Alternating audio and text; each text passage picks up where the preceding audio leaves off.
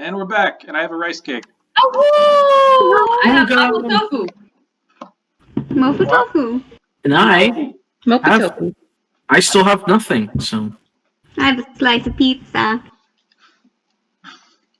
Then you have us. Okay. Oh yeah, that's true. Ciao.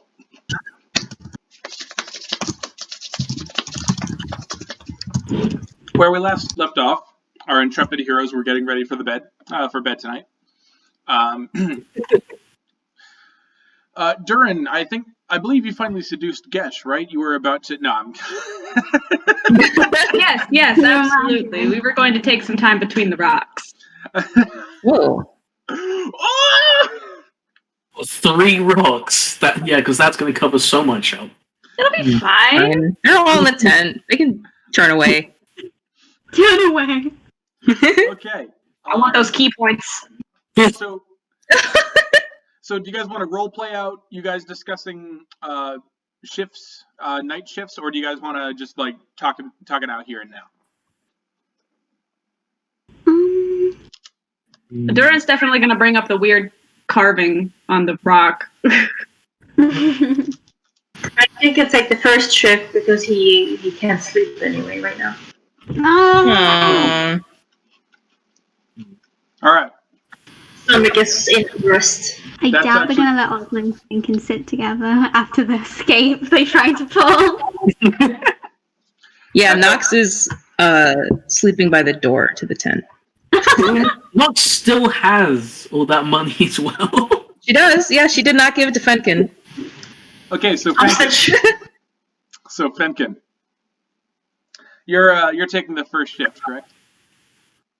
All right. So as you kind of like make your way out of the tent while everybody else gets ready for bed, Princess follows you, kind of like at a shoulder's distance away from your ankles.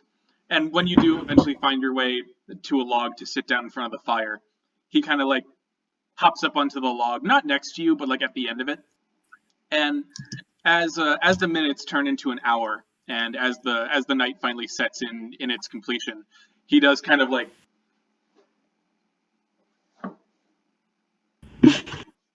And when he's finally like right up next to you, he'll just like.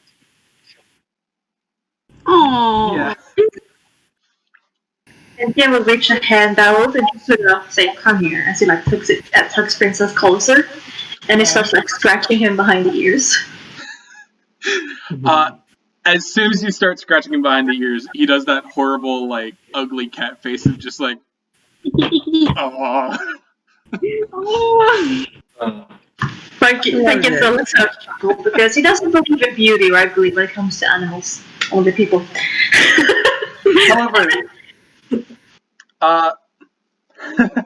However, as you're scratching him, and as you start to hear the snoring of your friends within the impossibly small tent,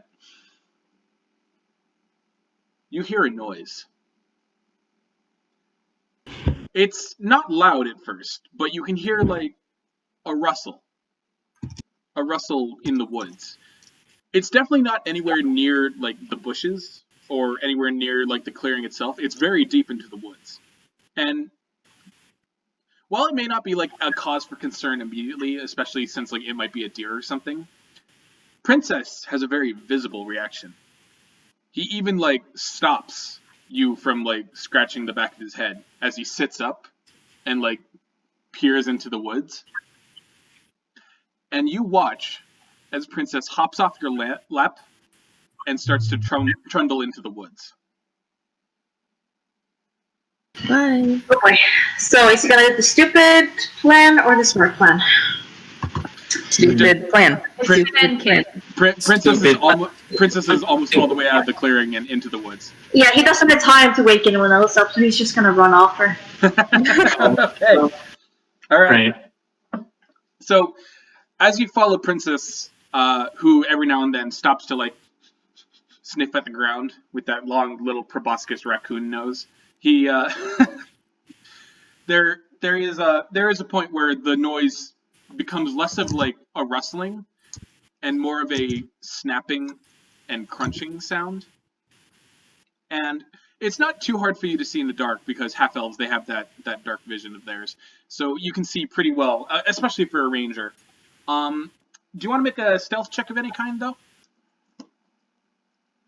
I do. Sorry, I got soup.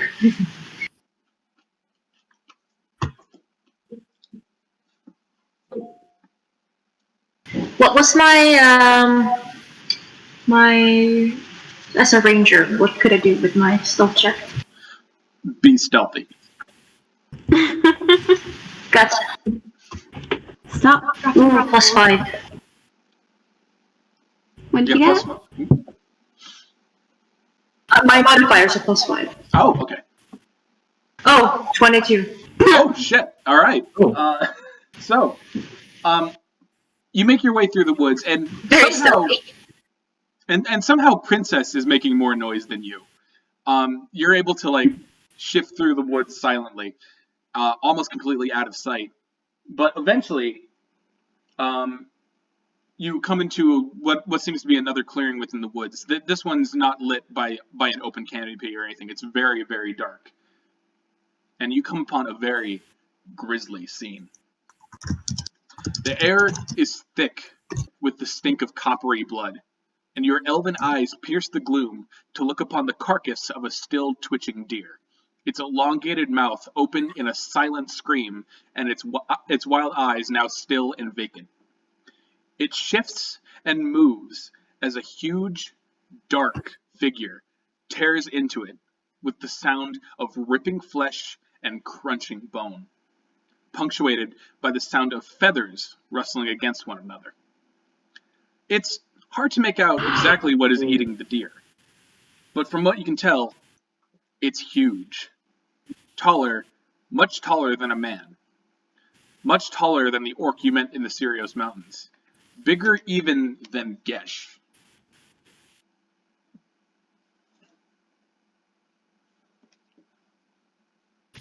Alright. Moth-men.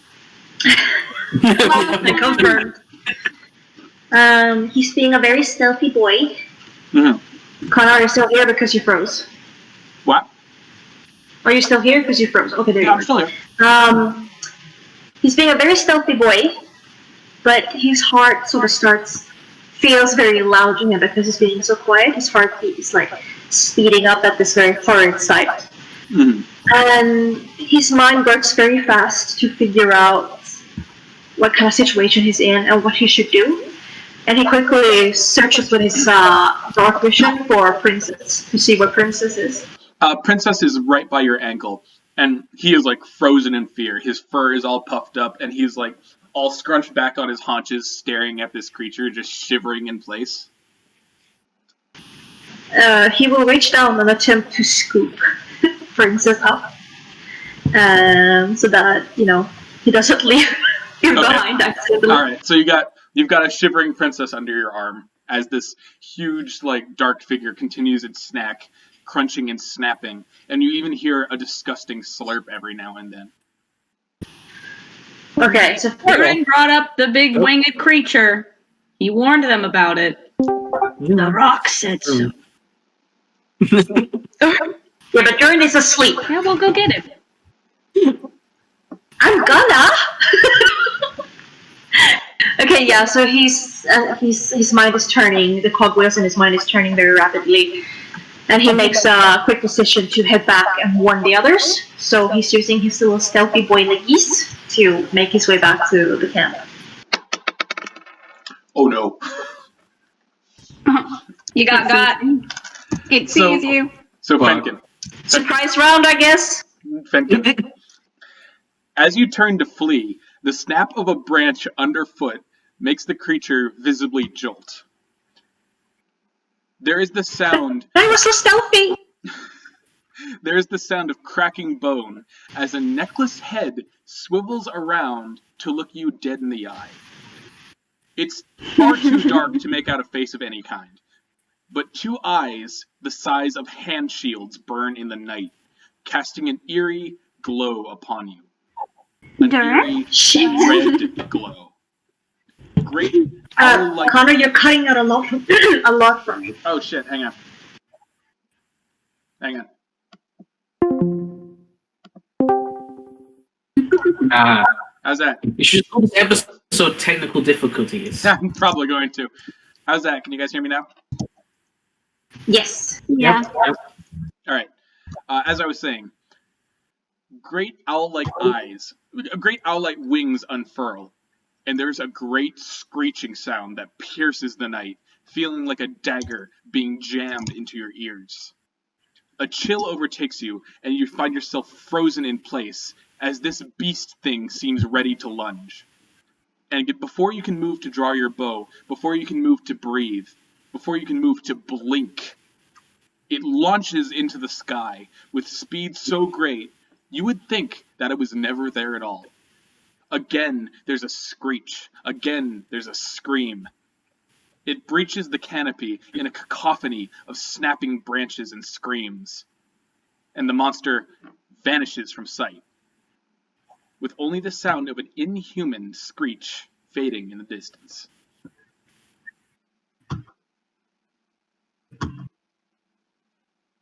Okay, so as Fenkin was basically rendered immobile, he feels the cold sweat trickling down his spine and his back from the immense fear that overcame him, and the fight or flight response just and rendering him completely still. And he had already made up his mind. This is it. I'm gone. This was a bad, stupid plan of mine, and I'm dead. But then the creature disappears from sight. And as he finally regains control over his body, it starts to like tremble with how intense the fear had been.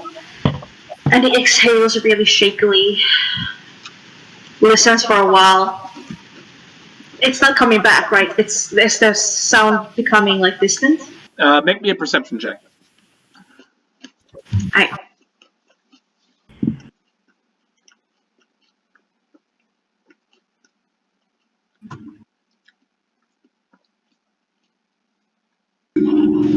23. Ooh, 23, alright. Ooh. So, very perceptive. so aside +4 in perception. So aside from the very faint wing beats that you heard as it took off into the night, you don't really hear anything else. And eventually the screeches do die away until you are left with nothing but yourself, the silence, and Princess. But as you kind of like are realizing this, you look down at Princess and see that he's covered in something. And as your eyes trail down from Princess to your arm, you find you are also covered in something. Something that glitters and glints in the barest light. And reaching down, you kind of like run your finger across it and kind of take a look at it. Now, you're a very experienced ranger. You know quite a bit about nature, is that correct? Yes. All right. In that case, you will instantly recognize the familiar sight of moth dust. It really is Mothman, holy shit. Oh shit. Finally. He's basically like, oh, thank God it's not blood or grime. No, but he like picks it up with his fingers and inspects it, and he's like connecting the dots. And then they want him to look back towards the deer that the Mothman had been stepping on. The deer is absolutely eviscerated. Its lower half It is. gone. It is messed up. Is the head still intact? The head is still intact. In fact, you can still see like its dying scream. Why would you say that? Fenkin will walk up. The Fenkin will walk up to the deer and gently close its eyes. And he'll like say a little quiet, almost like a prayer. And then he turns around and yes. As you get closer to What did you say? Like, as you get closer to look at the deer and to close its eyes, you see that it's also covered in this like dust. Okay. After he sort of brings the soul of the deer to pieces. He turns around and he sprints as fast as he can with Princess under his arm back to camp. All right. So, sorry, these are very dry. So you're running back to camp. Princess is like, you know how like scared cats will like sink their claws into your clothing. That he's kind of doing that. He's just like he's very terrified as well. And in no time at all, you're able to like make it back to the camp. Your heart pounding and thundering in your chest. The camp otherwise seems totally untouched. The fire is still there. And so is the tent and everything, and you can still hear the snores of your compatriots. As soon as he steps out of the clearing and the trees aren't, hindering his sight from reaching the tent anymore, he brings out a heavy sigh of relief to see it untouched. And then he takes another deep breath to sort of catch his breath after the sprint and to sort of calm down to be able to speak currently and to not be as panicked. And then he immediately pets Princess on the head as in like a little calming gesture. Like, okay, you're okay. Mm-hmm. And then he crawls into the tent, stands straight up, and just wake up very loudly. Dhuur'in is up with a dagger. Okay. All right. Before all this happens, there is something that was happening in the tent while you were having this whole escapade. So we're gonna do that really quick before You're in the Gesh.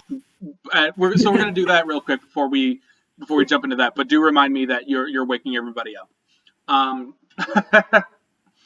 So, meanwhile, back at the ranch, Dhuur'in. Present. Present. As you lull off to sleep, you know that it's going to be another night of nightmares for you. Why wouldn't it be? For the past 80 years, that's what you've been experiencing. So, as you fall asleep, as you drift away from the waking world, where are you sleeping in the tent, by the way? Probably back in a corner. No, I'm probably right next to Gesh. Yeah, I'm right next to Gesh. Changed that really fast. We're spooning. I'm the All little right. spoon. We're spooning.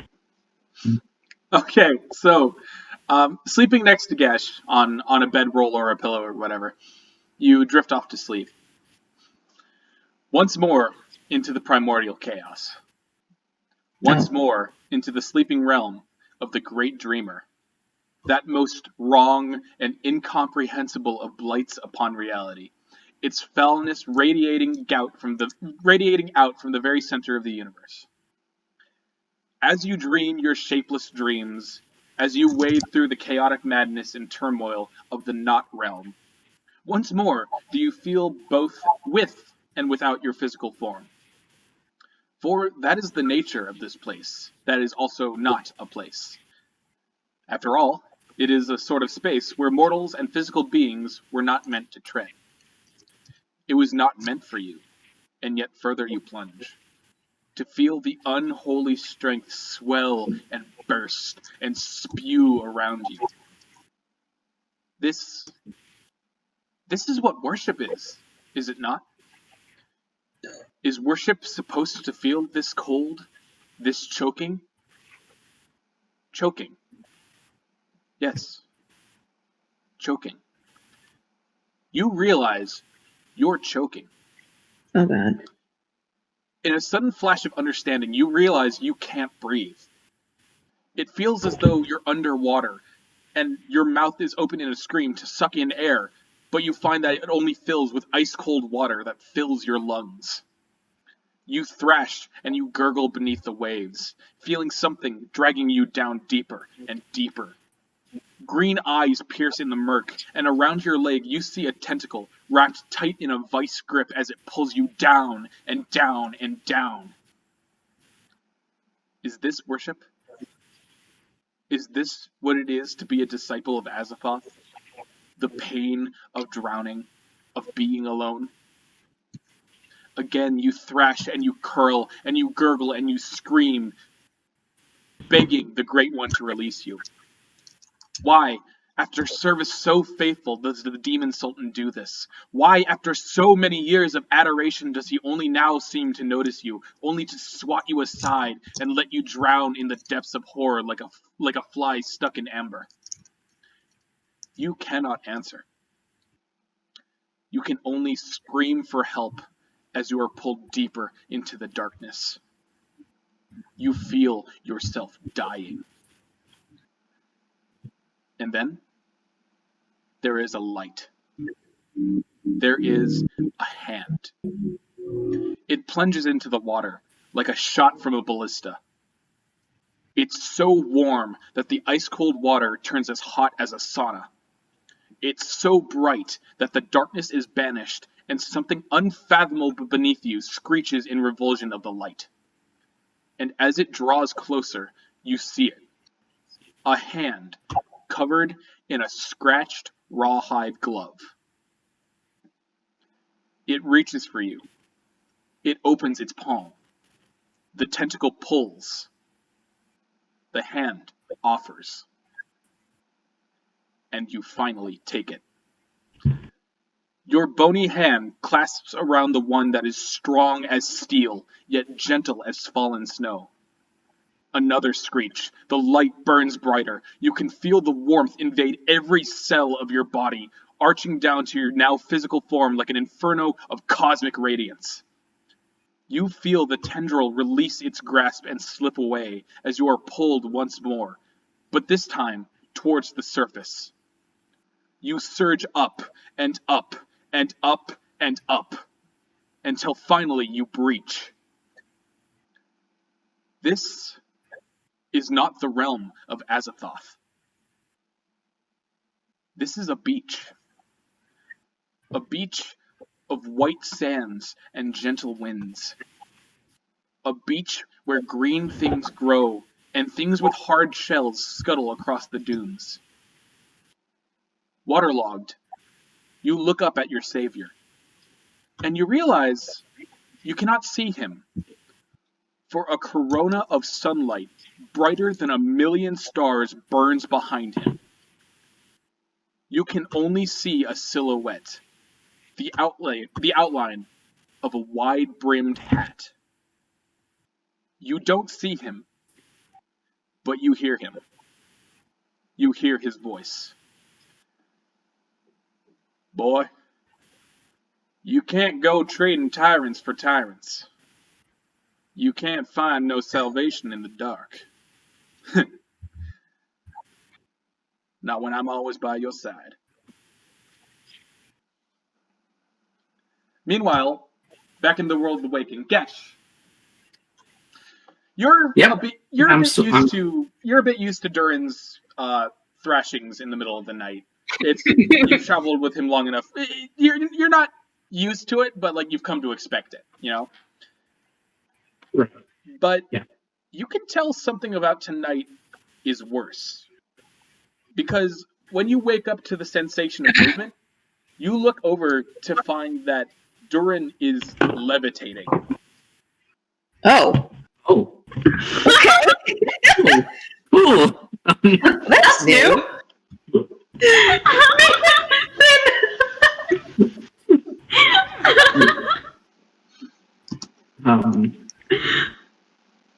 Fucking possessed. Imagine Fenkin looking and being like, Guys, something happened. he's like, okay, I guess I go back to the woods with the monster. Yeah, so Gesh, you look over and you see, like, as if he were, like, laying on the ground, Dhuur'in lifting up into the air about 5 feet. Oh. 5 feet? Fuck now. There's some cool Warlock stuff, Nox. Yay. Yeah, he sort of sits up and then goes to grab at him to pull him back down. All right, so as you start Like an escapee balloon. So as you try to like start pulling him back down, you pull once, and he seems stuck there, like something is holding him in the air with an iron grip. No. Yeah. Well, fuck. And as this is happening, Nox, Uh, maybe you're dreaming your own dreams, but you also hear a Mhm. voice. Awaken, better mind. Oh, that's upsetting. What is going on with this team? Yeah, she snaps awake. And as soon as you do, you see Gesh trying. It almost seems like Gesh is like holding Dhuur'in up for some reason, but then you see that he's like pulling down, and you realize that something has Dhuur'in up in the air. Just hanging out. She looks at this for a second, takes a moment to process what she is looking at. And then she gets up, she grabs her walking stick, currently in its stick form.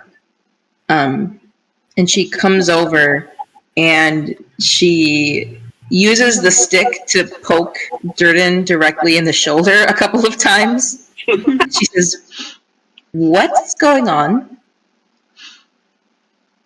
I don't know. Has he done this before? I don't know. Well, Ozla, what are you do? Are you still asleep, Ozla? Yeah. Just take a nap. Can Run for the face. Can Knox attempt to jump on Dhuur'in? See if that will weigh him down. I'm a table now.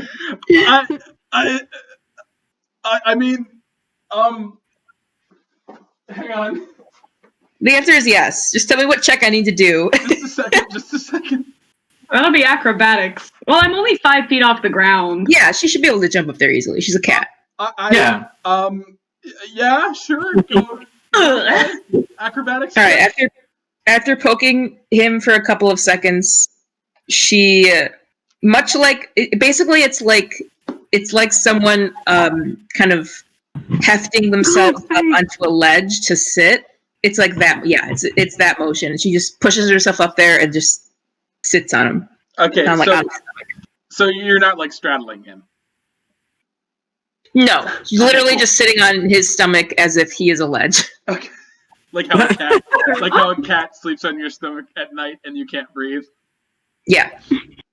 Probably doesn't help the choking thing, but to be fair, she doesn't know about that. Okay, while this is happening, Gesh, you realize you hear clattering sounds all around you. And as you look away from Dhuur'in, you see that items from the tent are beginning to rise up from the ground and start to swirl around you guys. Cups, He's haunted! You Oh even God, we let the exorcist in. you even Paranormal watch, activity. you Needs even a- watch as like Ozla's hammer starts to lift off from her belt and it takes her with it and starts to like swirl around the tent. Oh God. Lord. He goes to shake Dhuur'in. He's like, wake up, please wake up. Knox has her walking stick held like a baseball bat, ready to hit anything that floats her way. Make an attack roll. Make a Go roll. on. Make a check. Go on. What am I attacking? He froze.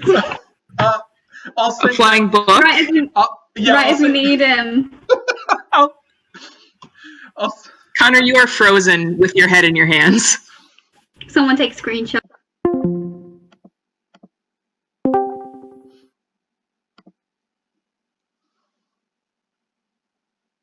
Oh. Oh. I'm just processing that this is what Fenkin walks in and he's ready to wake everyone up and this is what he sees. Oh yeah, it'll be very fun, I'm sure. Can you guys see me now? Holy shit, you Yes. Connor, are my books floating? What? Are my books floating? I didn't latch back my Azazoth tome. I was just about to ask before it got frozen. So your book of shadows is just kind of like out and about. Okay, so Out and yeah. about. So Nox, you see that this weird book, this weird skin book that your resident warlock has always had with him, is now careening towards your face, and I'd like you to make an attack roll. Fuck yeah! Hell yeah! Hell yeah! Hell yeah! It's been a while since I made an attack roll. I mean, you destroyed Ozla's axe, so... That is an 8. What's the book's AC? So unfortunately, that is going to miss. Like you whiff immediately. What's the book's AC? It's a book! And this, I know, yeah, it's a book that's flying through the air. It's a fucking book! Yeah, book a AC book is that's too flying high. through the air. And you are astride a warlock. So, I'm surfing a warlock longboard. Instead of a boogie board, it's a boogie Dhuur'in. Anyway, so you whiff, and the spine of the book like hits you dead on in the face and knocks you right off the Dhuur'in. Ow. Oh, god damn. And as this happens, like the objects start to like swirl around faster and faster, and you realize this is becoming dangerous because again, Ozla and her hammer are in the air. Just careening around. Yeah, Dhuur'in is now frantically shaking. No, Gesh is now frantically shaking Dhuur'in. Like, please wake up. Just wake up. Kiss him! Kiss him awake! Your love's kiss will break the spell. God. And Dhuur'in, as you look upon this silhouette of the man with the wide-brimmed hat, as you feel the warmth of the corona of light washing over you, you hear Gesh's familiar voice. You hear him begging for you to wake up. Saying, wake the fuck up. I will try! I will try! I shout this into my dream. Aww. And as this happens, the man, the black silhouette stands up, and he says, "Time for you to get going now. You got a job to do." And he snaps his fingers, and suddenly, you're awake. Can't believe it's fucking. Am I still levitating? I was gonna say, Gesh, there's a moment where like you finally scream, "Wake up!" Boom! And you slam Dhuur'in into the ground hard enough to fucking body him like a football. you slam him down hard enough to like make the floorboards beneath the sleeping bag just crumble and crack. And Dhuur'in, Ow. you awake Jesus. to an explosion of pain in your back, like as the wind is knocked out of you. This is not how I wanted to break his back. And I want you to, yeah. So you're very awake now. And as soon as you wake up, as soon as you hit the ground, and you're just like, all the items stop in the air and fall, including Ozla. Ozla, like, you land on a table. What? You land on a table, Ozla. Yay! She's still asleep. Actually, Oh, you know what? God. You know what? I want you to make a perception check, please, with advantage. Me? Yes, you. Oh gosh, where's my perception? Perception is +1.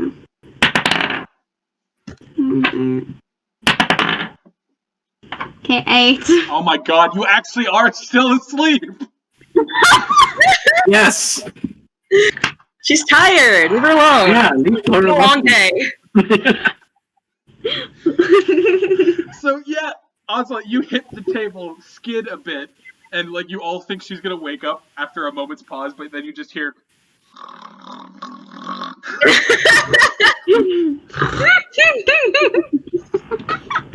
Concerning. So Nox, not Dhuur'in, fuck. With the wind very much knocked out of your sails, maybe kind of wheezing a bit, and wondering if your spine is currently dust, you look up to see Dhuur'in and also Nox kind of like rubbing her chin.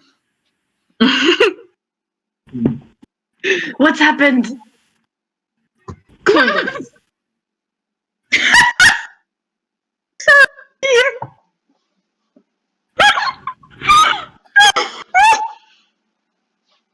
You tell us. Fucking shit. What do you mean? I am awake. Oh my god. You started floating in the air, and then all the other items around here started floating, and then swirling and swirling. And then suddenly you fell eventually, and now we're here. Now we're here. Oh. I don't think that's ever happened before. Hmm. It was a strange dream. What kind of dream was it? What would happen? Very different from what I usually have.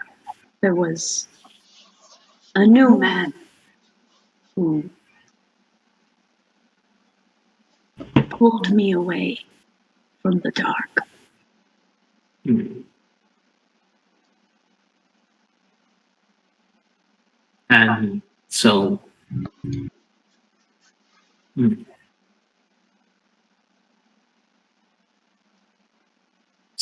so that must be what caused all this? I don't know. I feel as though my god is upset. Hmm. Well, if there's any way we can help with this, you know. I need to read. And then I go rummaging around for my books. I want to pick up the something of the lion and the something of the cowboy book. The Sin of cowboy the book? Lion and the Virtue of the Life. Oh boy. Yeah. Yes, I'm gonna go pick up that book, and I'm gonna go find my skin book. Notice that there's a little bit of fur on it. There's like one of And then kind of make the connection a little bit. I look at Nox, how she's rubbing her jaw. I look at the book. I look at Nox. I tuck the book underneath my arm, looking at Nox. So, as you pick up your books, you realize that the Sin of the Lion and the Virtue of the Viper is a bit thicker than you remember it being.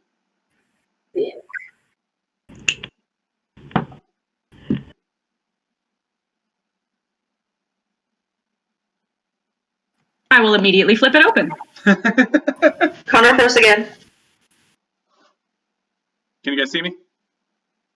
No, we do love our DM, Frozen Connor. Can you guys hear me? You're kind of rocky. A little bit.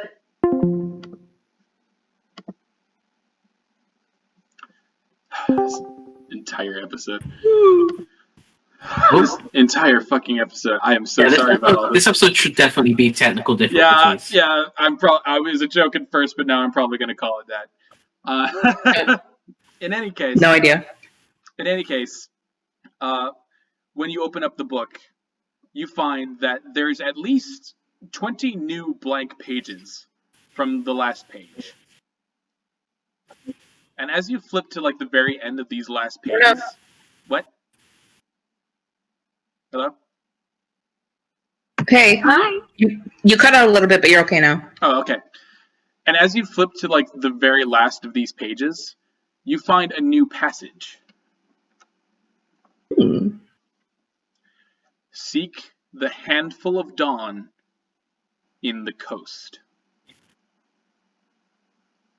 The what? Seek the what in the coast? Seek the handful of dawn in the coast.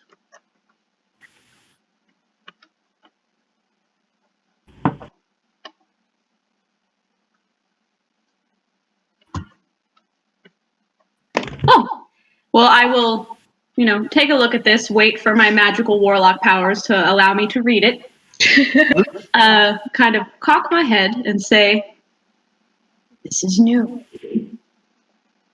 Knox from where she's sitting, still in mild pain, says, "Is it a weighted blanket?"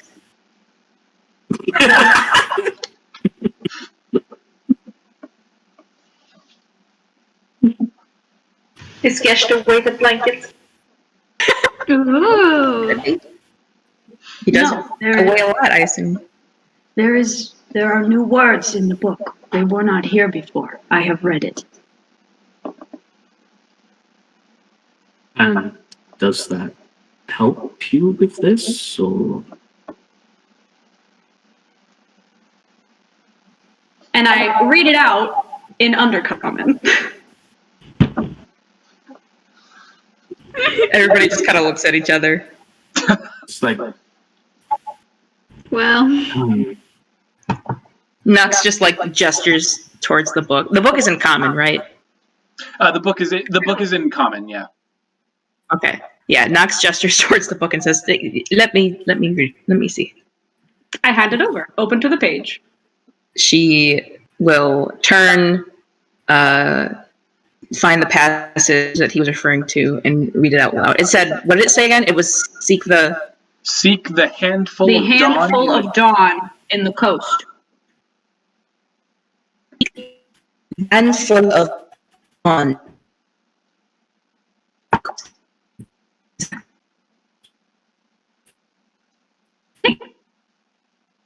Guys, can you hear me? Oh, Christ, this again.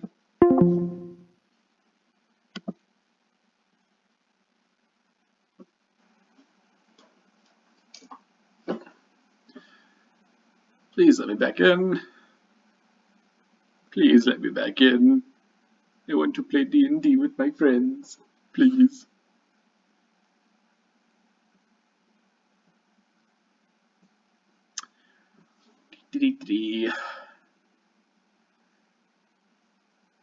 I'm going to take this moment to thank everybody for watching Dice Dogs. Once again, my apologies for all these technical difficulties. My college is tinkering with stuff. Alright. Hang on, you guys. Yes, so much. Hang on, I can't see anybody, nor can I hear anybody. Just 1 second. Okay.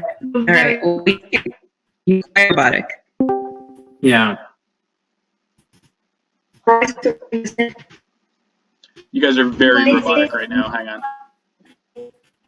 Well, I didn't know C3PO was going to be DMing. Yeah, we can't hear a A thing. bit more R2D2, to be honest. Alright, just 1 second. Okay, so what we're going to try to do is switch over to SOU Wireless, because it seems to be open now again. I don't know if that's true or not. I hope it is.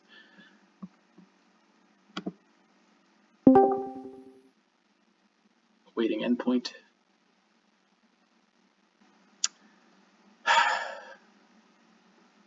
This is how Dungeons & Dragons is played during the pandemic, folks. We make do with what we got.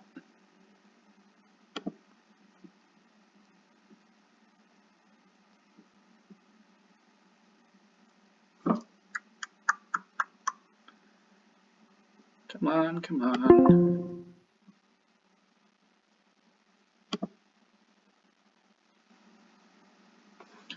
Let me back in, please. Please let me back in.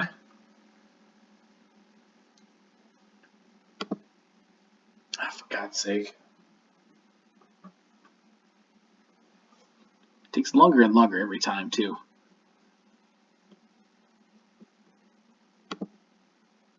Let me just do this. See if this works.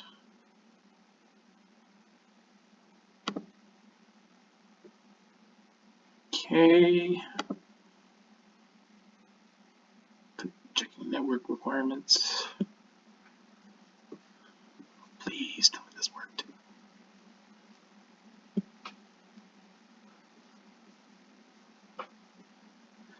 Oh boy.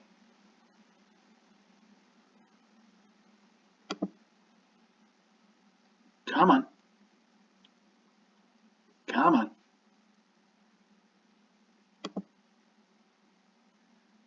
Okay, we're gonna stop recording for now until I figure this out. See you in part 3, hopefully. And if not, then the next episode.